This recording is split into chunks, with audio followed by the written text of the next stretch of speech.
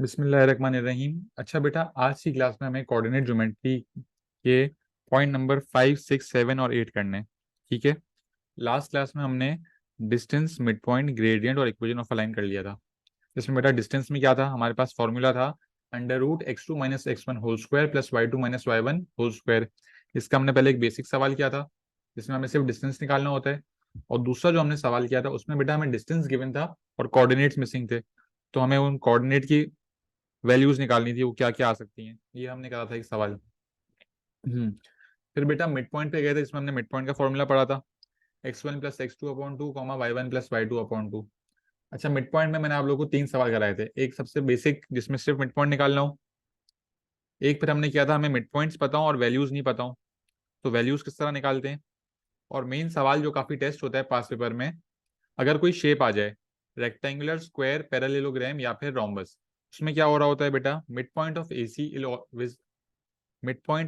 Is always equal to mid point of B D. तो हमने एक सवाल किया था जिसमें हमारे पास 3 कोऑर्डिनेट्स गिवन थे और एक कोऑर्डिनेट गिवन नहीं था, और इसकी मदद से हमने जो है ये सवाल सॉल्व करके डी के कोऑर्डिनेट्स निकाले थे। फिर बेटा हमने ग्रेडियंट पढ़ा था, जिसमें हमने एक सिंपल सवाल किया था और एक ऐसा सवाल किया जिसमें कोऑर्डिनेट मिसिंग है और ग्रेडियंट गिवन है। और फिर हमने सीखा था इक्वेशन ऑफ अ लाइन। बचपन में बेटा हम लोग पढ़ते थे y = mx + c, अब हम बड़े हो गए हैं तो अब हम क्या पढ़ रहे हैं, y - y1 = mx - x1। इसकी मदद से बेटा मैंने आप लोगों को एक ये सवाल और एक ये सवाल सॉल्व करके बताया था। अच्छा, एक और बात बताई थी मैंने कि 2 पॉइंट्स गिवन है तो हम लोग कोई भी पॉइंट ले सकते हैं। ठीक है, और यहाँ पे मैंने शो कर दिया था कि दोनों पॉइंट से आंसर जो है वो सेम ही आ रहा है। यहाँ तक हमने लास्ट क्लास में पढ़ा हुआ था। बेटा यहाँ तक किसी कोई मसला है या कोई बात रिपीट करवानी हो फिर से, या मैं आगे बढ़ सकता हूँ अब।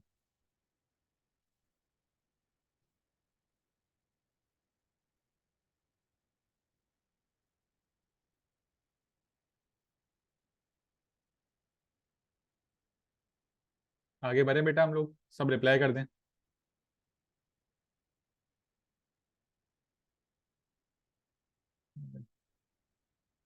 बेटा आंसर सेम आएगा, लेकिन आप इसकी आदत डाल लो, क्योंकि जो है जब आप लोग यूनिवर्सिटी में जाओगे तो यूनिवर्सिटी में भी जो है आप लोग यही वाली इक्वेशन यूज कर रहे होगे, तो इसीलिए अभी भी आप इसी की आदत डाल लो।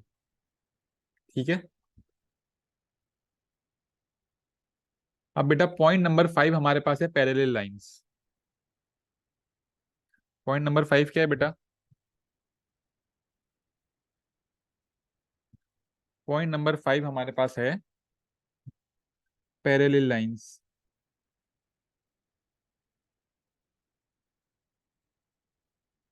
बेटा पैरेलल लाइंस क्या होती हैं, वो लाइंस जो सेम डायरेक्शन में जा रही हैं। सेम किस में जा रही है बेटा, डायरेक्शन में।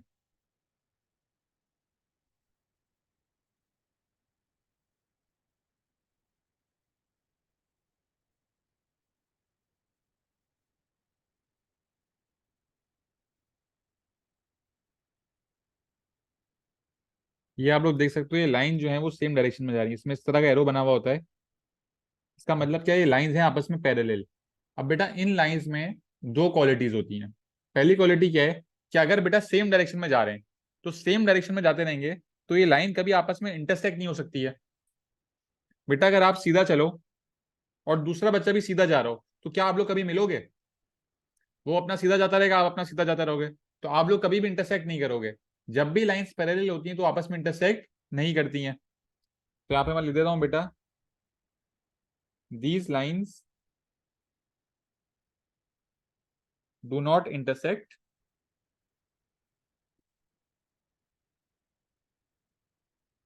और बेटा क्योंकि इनका डायरेक्शन सेम होता है, तो डायरेक्शन की वजह से इनका जो है ग्रेडियंट भी सेम होता है।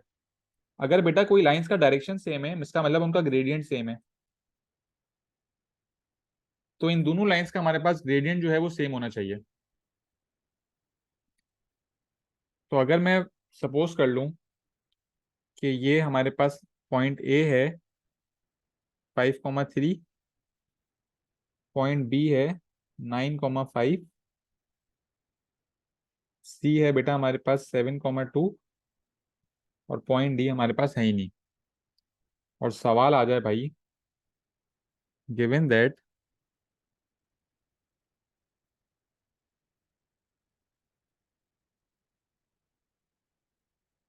Line A B is parallel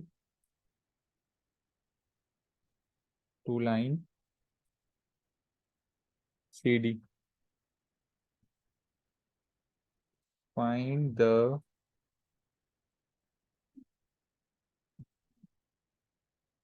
equation of the line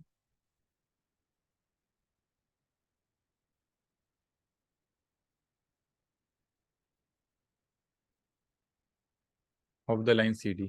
बेटा अगर मुझे बताया हुआ है कि ये दोनों लाइंस आपस में पैरेलल हैं और मुझे सी डी की इक्वेशन निकालनी है, बेटा अगर मुझे सी डी की इक्वेशन चाहिए तो मुझे चाहिए क्या, मुझे जरूरत किस चीज की इक्वेशन के लिए, एक पॉइंट और एक ग्रेडियंट। तो बेटा मेरे पास पॉइंट तो है, लेकिन मसला क्या आ रहा है बेटा, इस लाइन का मेरे पास ग्रेडियंट नहीं है। तो बेटा क्योंकि मुझे पता है कि ए बी जो है वो सी डी से पैरेलल है, तो ए बी और सी डी का ग्रेडियंट सेम हो जाएगा। तो बेटा मैं ये कर सकता हूँ कि ए बी का ग्रेडियंट निकाल के वही ग्रेडियंट सी डी के लिए यूज कर लूँ। क्या मैं ये कर सकता हूँ?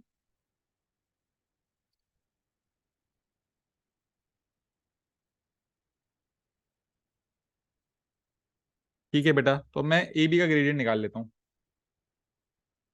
ग्रेडियंट ऑफ ए बी, बेटा ग्रेडियंट का फॉर्मूला क्या है, y2 - y1 upon x2 - x1। इसमें बेटा ये हमारा x1 होगा, ये y1 होगा, ये x2 होगा और ये y2 होगा। ये तो आप लोग सीख ही गए होगे। तो बेटा 5 - 3 अपॉन 9 - 5 विच इज 2/4, तो हाफ आ गया ग्रेडियंट। अब बेटा क्योंकि ए बी का ग्रेडियंट हाफ है, तो सी डी का ग्रेडियंट भी क्या होगा, सी डी का ग्रेडियंट भी हाफ होगा। और बेटा सी के कोऑर्डिनेट्स मुझे पता है। बेटा इक्वेशन क्या है अब of a line, y - y1 is equal to m x - x1। बेटा बेटा y1 की जगह क्या आ जाएगा, c का y coordinate which is 2, m हो गया 1/2, x - x1 क्या है बेटा, x1 हमारे पास 7 है। अच्छा बेटा कभी भी अगर ग्रेडियंट जो है वो फ्रैक्शन में है, तो आप डिनोमिनेटर को जो है वो वहां ले जाओगे और उन नंबर से मल्टीप्लाई कर लोगे, और न्यूमरेटर को इन दोनों से मल्टीप्लाई कर लोगे, तो 2 वहां चला गया। तो भाई 2y - 4 is equal to 1 × x is x और 1 × -7 इज -7। अब बेटा ये -4 हो रहा है, वहां जाके +4 हो जाएगा। तो 2y is equal to x - 3, क्योंकि बेटा -7 + 4 जो है वो -3 होता है। अब बेटा मोस्टली जो है हमें answers y is equal to mx + c के फॉर्म में देने होते हैं। तो बेटा यहाँ पे 2 मल्टीप्लाई हो तो हम उसको वहां जाके डिवाइड कर देंगे। अच्छा बेटा जब हम लोग डिवाइड कर रहे होंगे तो हम लोग अपने आंसर इस तरह ही लिखेंगे, y is equal to x - 3/2। हम लोग अपने आंसर इस तरह नहीं लिखेंगे, हम किस तरह लिखेंगे बेटा आंसर को, y इज इक्वल टू, बेटा x के साथ 1 है तो 1/2x - 3/2। दोनों को बेटा अलग अलग लिखेंगे। अलग अलग क्यों लिख रहे हैं, ताकि हमें पता हो कि हमारा ग्रेडियंट क्या है और y इंटरसेप्ट क्या है। x के साथ जो नंबर है ये हमारा ग्रेडियंट है, और ये जो नंबर है ये हमारा y इंटरसेप्ट है। ठीक है बच्चों, इस सवाल में कोई मसला?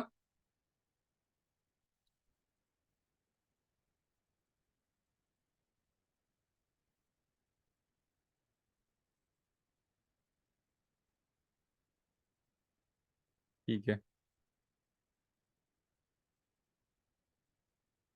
अच्छा बेटा आगे बढ़ते हैं फिर।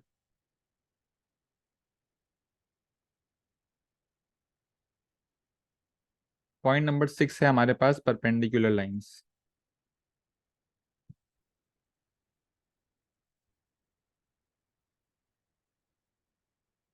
पॉइंट नंबर 6 क्या है बेटा, परपेंडिकुलर लाइंस। अच्छा बेटा परपेंडिकुलर लाइंस में क्या हो रहा होता है, पहले मैं यहाँ ड्रॉ कर दूं।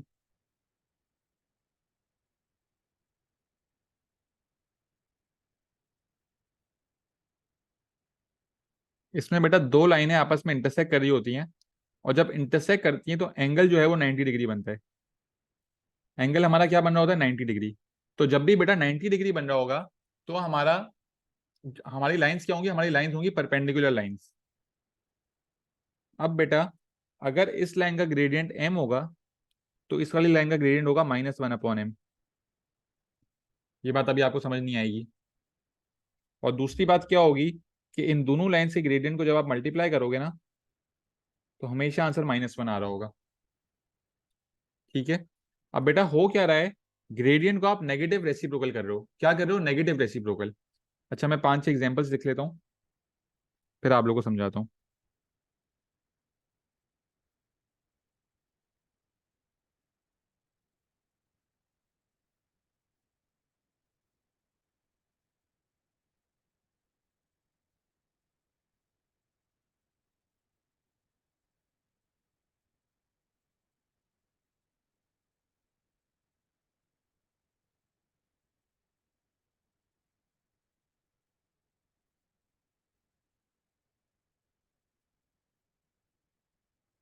अच्छा बेटा हमें करना क्या है, हमारे पास जो भी ग्रेडियंट आए, अगर हमें उसकी परपेंडिकुलर लाइन का ग्रेडियंट निकालना है, तो हम करेंगे नेगेटिव रेसिप्रोकल।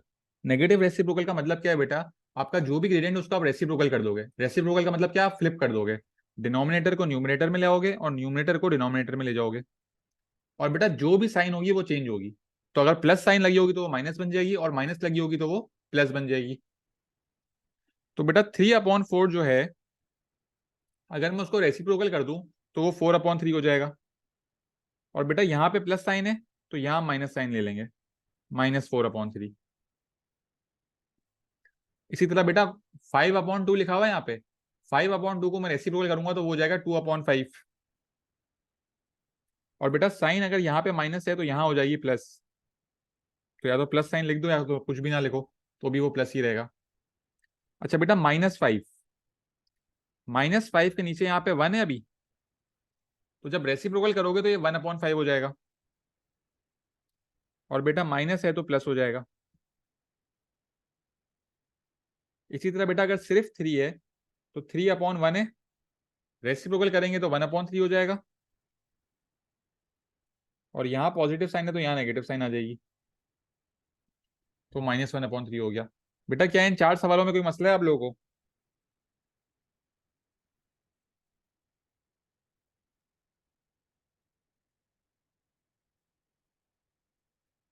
बेटा सब रिप्लाई कर दें प्लीज।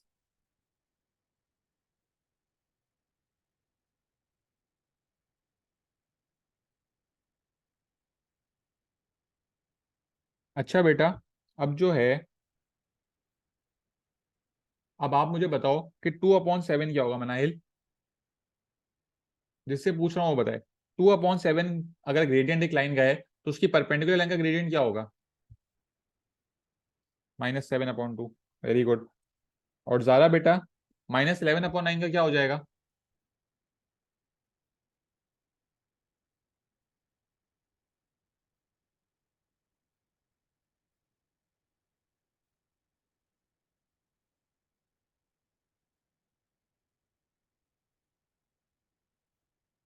ज़ारा बेटा -11/9 का ग्रेडियंट क्या होगा?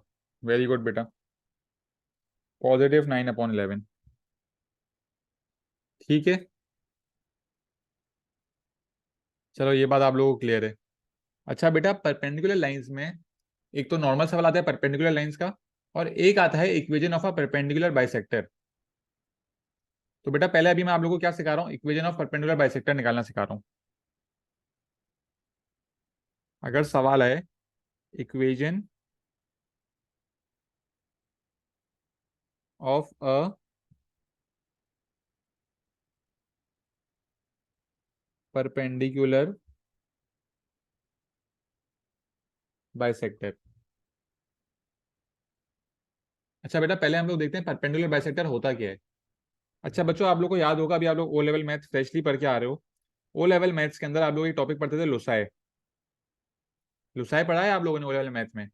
उसमें हम लोगों ने पढ़ा था बेटा परपेंडिकुलर बाइसेक्टर अगर बनाना हो, कि अगर हमारे पास दो पॉइंट्स हो, ये पॉइंट हमारा ए हो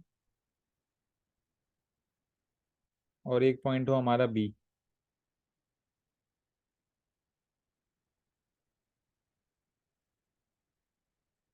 तो बेटा हम लोग अपनी आर्क, हम लोग ये डिस्टेंस मेजर करते थे, फिर अपनी आर्क कंपास खोलते थे और ऊपर आर्क बनती थी नीचे आर्क बनती थी, और फिर दूसरे पॉइंट से ऊपर आर्क बनती थी और नीचे आर्क बनती थी। और जो लाइन बन रही होती थी वो एग्जैक्टली 20 से आगे कट कर रही होती थी।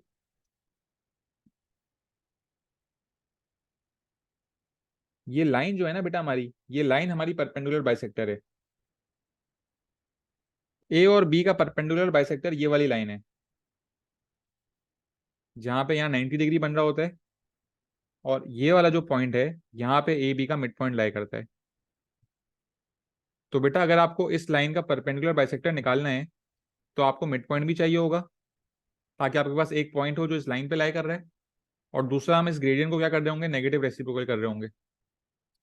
तो बेटा मैं स्टेप्स लिख रहा हूँ कि अगर इक्वेशन ऑफ परपेंडिकुलर बाइसेक्टर निकालनी हो ए बी की, स्टेप वन क्या होगा हमारे पास, स्टेप वन होगा find the mid point of the following points. जो दो पॉइंट्स का हमें परपेंडिकुलर बाइसेक्टर निकालना है, सबसे पहले क्या करेंगे, हम लोग उनका मिड पॉइंट निकालेंगे।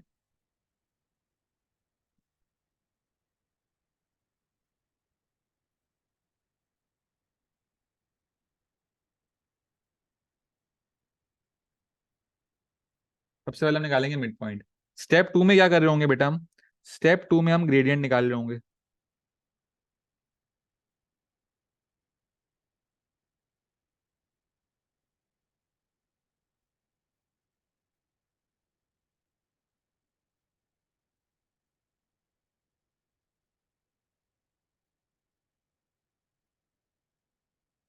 स्टेप टू में बेटा हम ग्रेडियंट निकालेंगे। फिर बेटा स्टेप थ्री में क्या हो रहा होगा,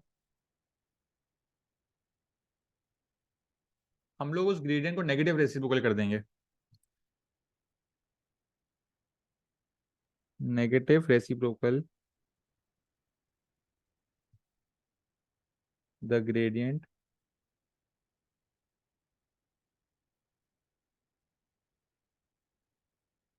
of step two. Step two में जो ग्रेडियंट आएगा उसको हम नेगेटिव रेसिप्रोकल कर रहे होंगे, ठीक है। और स्टेप फोर क्या होगा, by using the mid point,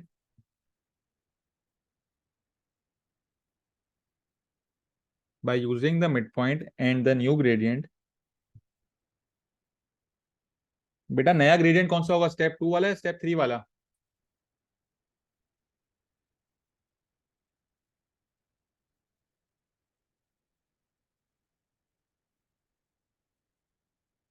we will, बिल्कुल बेटा स्टेप थ्री वाला होगा।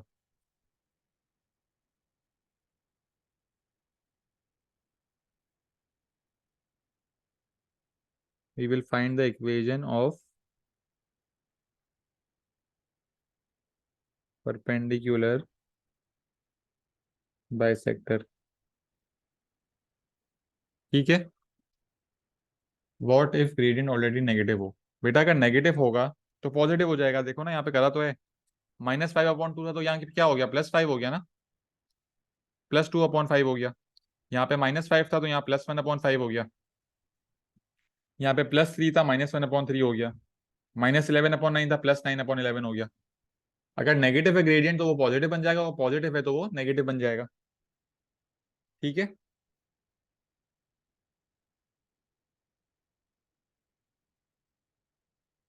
अच्छा बेटा अब जरा मैं आप लोगों को एक करके दिखाता हूँ।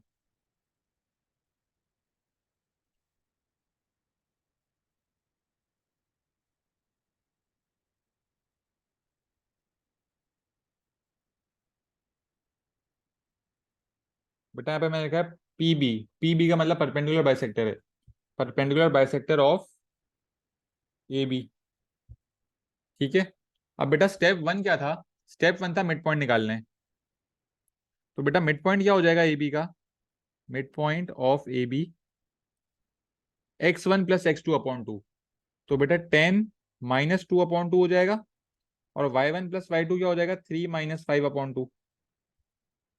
पहला कोऑर्डिनेट x1 y1 होता है, दूसरा कोऑर्डिनेट x2 y2 होता है। 10 - 2 इज 8, 8/2 इज 4, 3 - 5 इज -2, -2/2 इज -1। बेटा मिड पॉइंट हमारे पास आ गया 4, -1। अब हम ग्रेडियंट निकालेंगे। ग्रेडियंट का फॉर्मूला क्या है बेटा, y2 - y1/x2 - x1।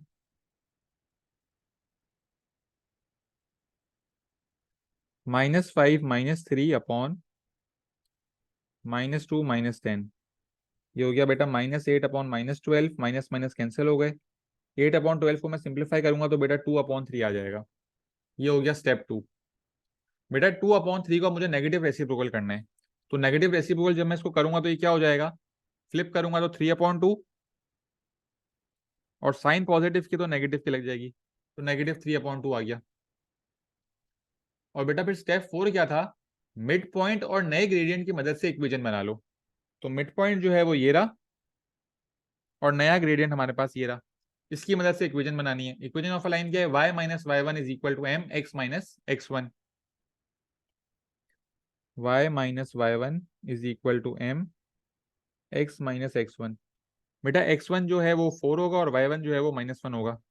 तो y माइनस माइनस वन, बेटा साइंस का ख्याल रखना होता है, माइनस साइन ये इक्वेशन वाला आया, और y1 की जगह -1 लिखा है मैंने, इज इक्वल टू m मतलब -3/2 x माइनस x1 4 आ गया।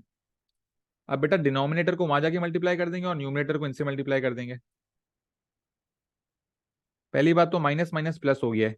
अब 2 × y इज 2y और +2, ठीक है, साइन का ख्याल रखना है, इज इक्वल टू -3x, और -3 × -4 इज +12।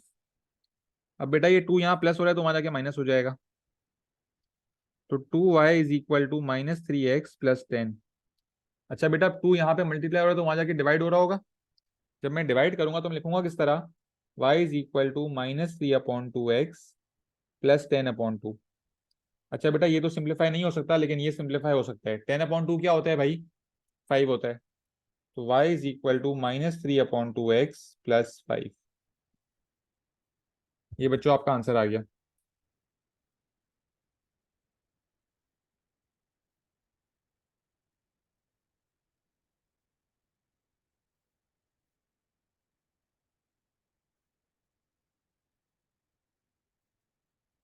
बेटा इस सवाल में कोई मसला?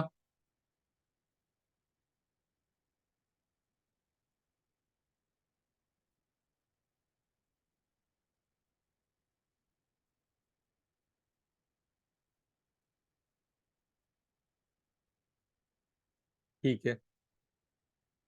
अच्छा बेटा एक और सवाल करते हैं इसका। पॉइंट सी ले लेते हैं हम लोग, 4,2। पॉइंट डी ले लेते हैं 6,10। क्या निकालना है भाई, perpendicular bisector of C D. Step 1 है मिड पॉइंट। बेटा मिड पॉइंट के लिए क्या हो जाएगा,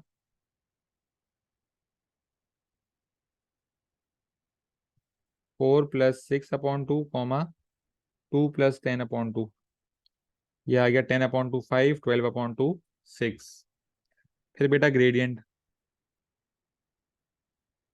ग्रेडियंट हो जाएगा y2 - y1, 10 - 2/6 - 4, which is 8/2 which is 4। अब इस ग्रेडियंट को,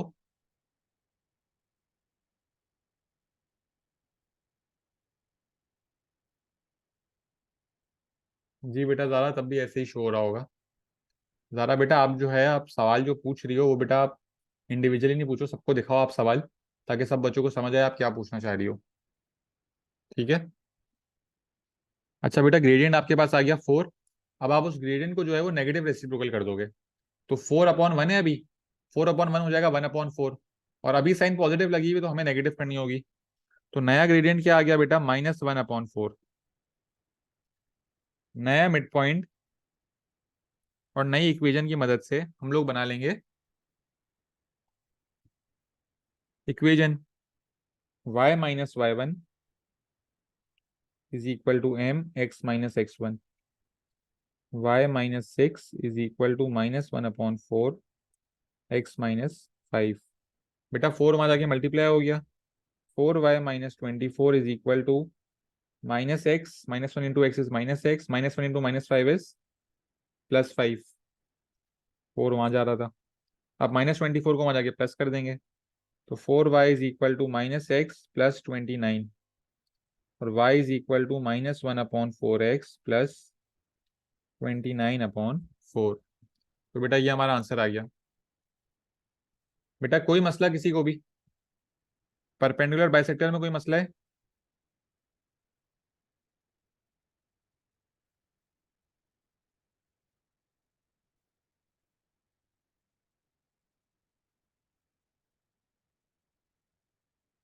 क्लियर है, ठीक है।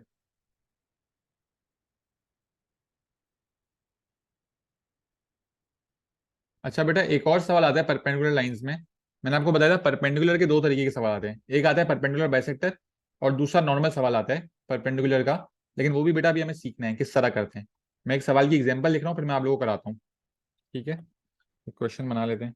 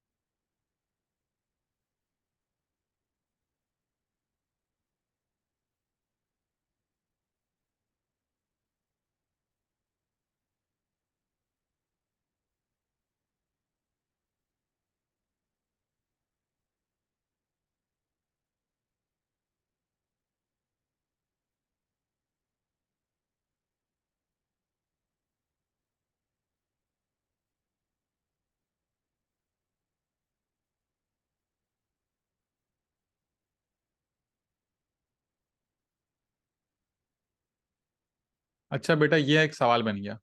क्या बोल रहा है? Find the equation of a line which passes through the point A 5,4 and is also perpendicular to the line 2y minus 3x is equal to 4। बेटा एक लाइन है जो इससे परपेंडिकुलर है और इस पॉइंट से पास कर रही है, उसकी हमें इक्वेशन बतानी है। अच्छा बेटा, बाइसेक्टर का लफ्ज नहीं है तो वो चार स्टेप्स आप लोग भूल जाओ। वो चार स्टेप्स कब लगे होंगे? जब परपेंडिकुलर बाइसेक्टर लिखा हुआ होगा। अगर सिर्फ परपेंडिकुलर लिखा हुआ है तो वो चीज नहीं हो रही होगी। अब इस सवाल में क्या हो रहा होगा? हमें अगर इक्वेशन निकालनी है बेटा, तो हमें एक ग्रेडियंट चाहिए और एक पॉइंट चाहिए। पॉइंट ये रहा बच्चों, 5,4। ग्रेडियंट गायब है, पॉइंट ये रहा। तो मैंने पॉइंट क्या ले लिया, पॉइंट तो मेरे पास आ गया है। अब मुझे चाहिए ग्रेडियंट। अब बेटा ना मेरे पास कोई दूसरी इक्वेशन है या दूसरे पॉइंट है। ठीक है, तो इस केस में बेटा मैं ग्रेडियंट किस तरह निकालूंगा? मैं इसमें इसको बेटा y is equal to M X plus C के फॉर्म में ले जाऊंगा। इस इक्वेशन को y is equal to M X plus C के फॉर्म में ले जाऊंगा। तो जब बेटा मैं इसको एम एक्स प्लस सी के फॉर्म में ले गया, तो यहां पे जो x के साथ नंबर आ रहा होगा वो हमारा ग्रेडियंट होगा इस लाइन का। और अगर दूसरी लाइन जो हमें निकालनी है वो इससे परपेंडिकुलर है, तो हम उस ग्रेडियंट को नेगेटिव रेसिप्रोकल कर देंगे। ठीक है बेटा, मैं करके दिखा रहा हूं। 2y minus 3x is equal to 4। बेटा 3x यहाँ माइनस हो रहा है, वहां जाके प्लस हो जाएगा। तो 2y is equal to 4 plus 3x, बल्कि नहीं, 3x प्लस 4, x पहले आता है। और फिर 2 डिवाइड होगा तो y is equal to 3/2x plus 4/2। बेटा 4/2 जो है वो 2 हो जाता है। तो बेटा मुझे पता है कि ये मेरा ग्रेडियंट है और ये मेरा y इंटरसेप्ट है। अब बेटा इस लाइन का ग्रेडियंट तो 3/2 है। इस लाइन से अगर एक लाइन कोई परपेंडिकुलर है तो उसका ग्रेडियंट क्या होगा? Negative reciprocal. 3/2 का नेगेटिव रेसिप्रोकल क्या होगा बच्चों? -2/3। ठीक है, और पॉइंट्स मेरे पास ये रहे 5 और 4। तो अब ये पॉइंट और इस नए ग्रेडियंट की मदद से मैं इक्वेशन बना लूंगा। y minus y one is equal to m।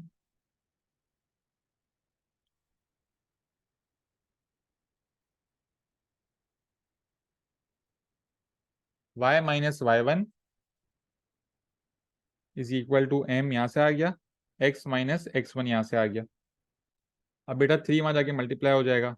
3 × y is 3y, 3 4 जार 12, -2x, -2 × -5 is +10।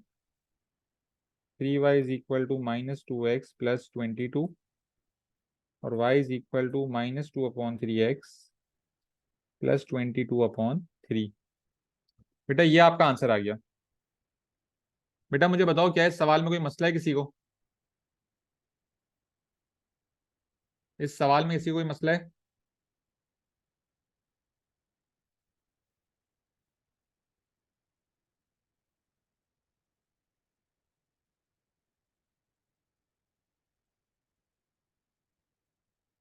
Perpendicular bisector means कोई लाइन एग्जैक्ट बीच में से है। जी बेटा, परपेंडिकुलर बाइसेक्टर में दो पॉइंट्स के बिल्कुल एग्जैक्ट बीच में से वो लाइन बन रही होती है।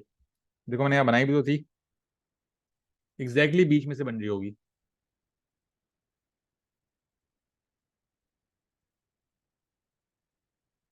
ज़ारा बेटा ये क्लियर है?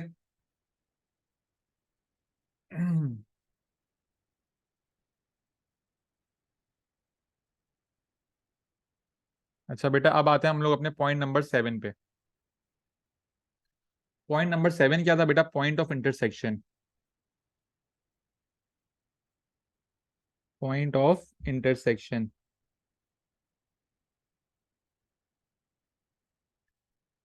पॉइंट ऑफ इंटरसेक्शन क्या है बच्चों? जहां पे दो लाइंस आप आकर मीट कर रही होती हैं। बेटा इसमें सिर्फ हमें एक चीज जो है, एक चीज याद रखनी है। अगर मुझे एक इक्वेशन दी हुई है, यहाँ मैं बना भी देता हूँ।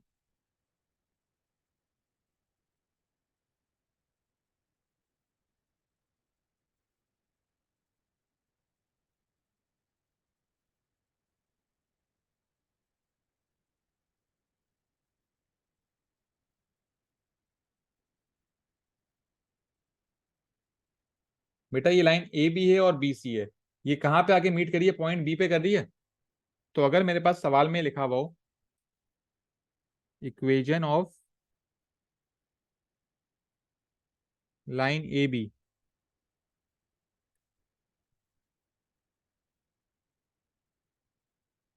और इक्वेशन ऑफ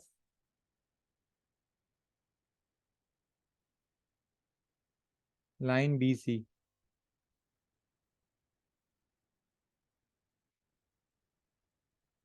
अगर मेरे पास ये चीज लिखी हुई आए, ठीक है। अब बेटा आप एक बात नोट करो, ए बी और बी सी में कॉमन लेटर क्या है? दोनों में बी कॉमन है। मतलब इसका मतलब ये हुआ कि जहां पर भी ये दोनों लाइनें मीट करेंगी वो पॉइंट बी होगा, क्योंकि इन दोनों लाइंस में बी कॉमन है। तो जहां भी ये दोनों लाइंस मीट कर रही होंगी बेटा, वो पॉइंट जो है हमारा बी हो रहा होगा। तो अब हमें करना क्या है? हमें सिर्फ दोनों इक्वेशन जो भी हमें दी हुई होंगी उन्हें साइमल्टेनियसली सॉल्व करना होगा, और हमें कोऑर्डिनेट्स निकालने होंगे पॉइंट ऑफ इंटरसेक्शन के।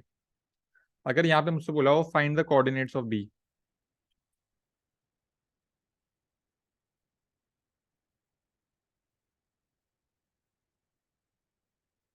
Find the coordinates of B, तो बेटा बी के कोऑर्डिनेट्स किस तरह निकल रहे होंगे? ए बी को हम बोल देंगे इक्वेशन 1,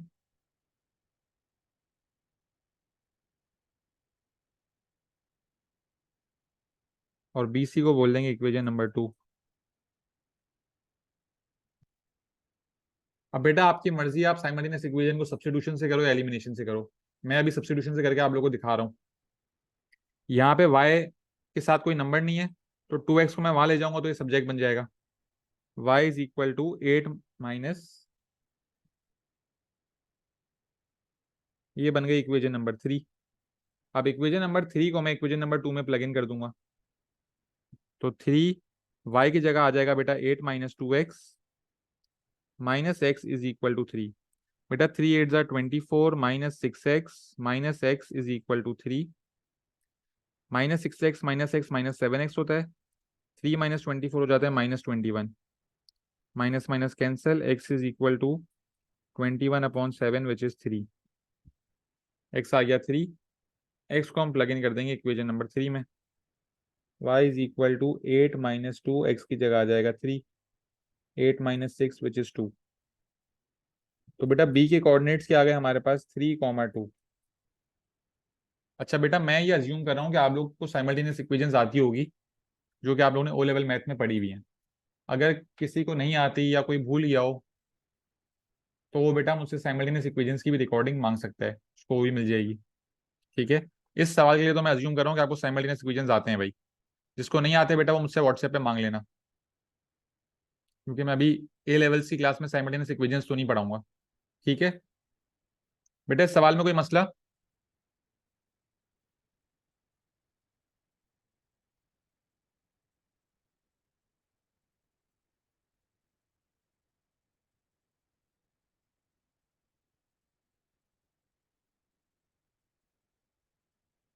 ठीक है बेटा।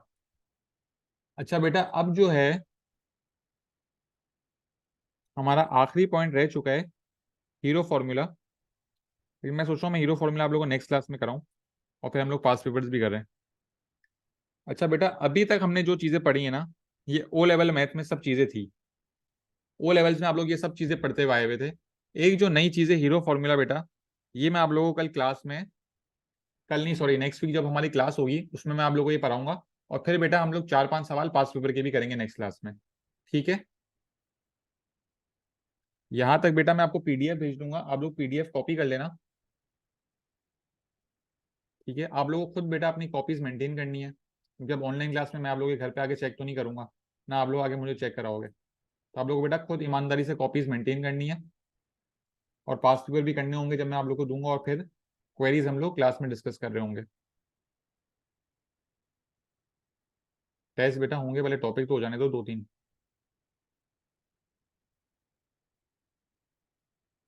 ठीक है बच्चों, अल्लाह हाफिज।